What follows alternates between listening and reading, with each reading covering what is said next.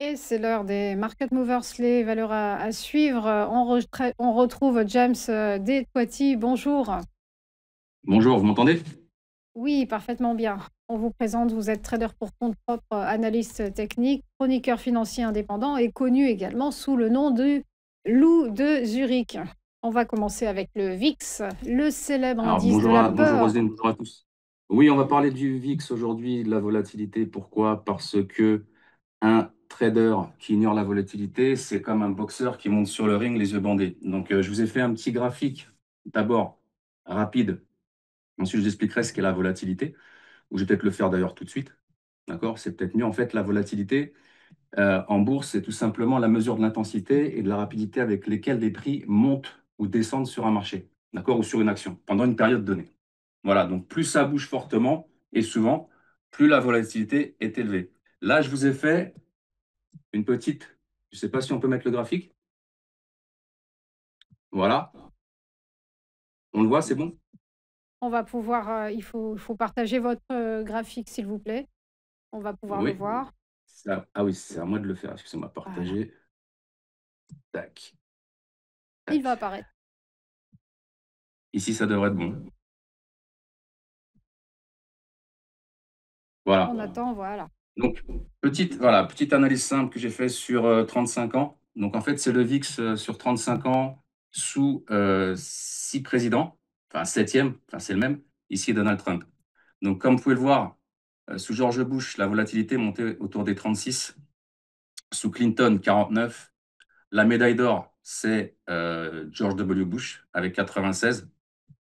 Vient ensuite Donald Trump avec 85 et enfin la médaille de bronze Joe Biden. D'accord?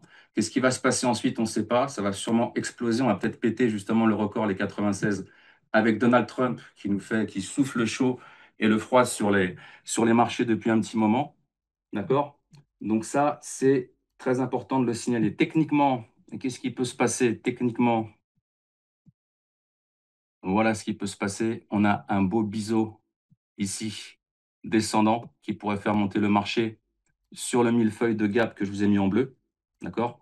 Ce qu'il faut savoir aussi, et c'est très important, et retenez bien ce que je vais dire, le VIX, d'accord, le VIX SP500, est le seul actif qui comble ces gaps. Donc tout ce que vous voyez ici, ce sont des gaps.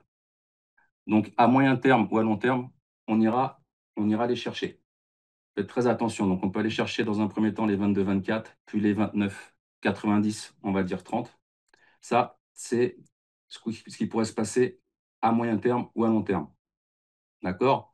Alors, pourquoi c'est important de surveiller la volatilité?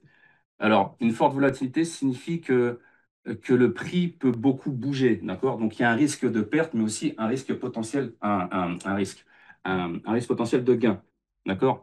Et la question que je pose souvent, c'est est-ce qu'une forte volatilité, c'est une opportunité de rentrer sur le marché? C'est un risque où on ne fait rien? Eh bien, en fait, c'est les trois. Mais ce que je conseille en général à mes clients, c'est justement de ne rien faire. Car il y a une règle qui est très importante en bourse, c'est ce qui dit ne rien faire, c'est aussi trader. D'accord? Donc, on verra ce que la volatilité va apporter sur les marchés cet après-midi. D'accord? Il risque d'y avoir une forte volatilité. Quand il y a une forte volatilité, ce qu'il faut faire en général, c'est c'est profiter des phases où le marché bouge beaucoup en utilisant des outils adaptés, comme les options, les produits dérivés, etc., ou des stratégies spécifiques. Très, très important. Donc, on verra cet après-midi ce qui se passe. Sur le marché, s'il y a de la volatilité, le marché montera très certainement, il y a de fortes probabilités que le marché remonte sur les 22, 38, peut-être plus, si l'IPC, le CPI, est supérieur aux attentes.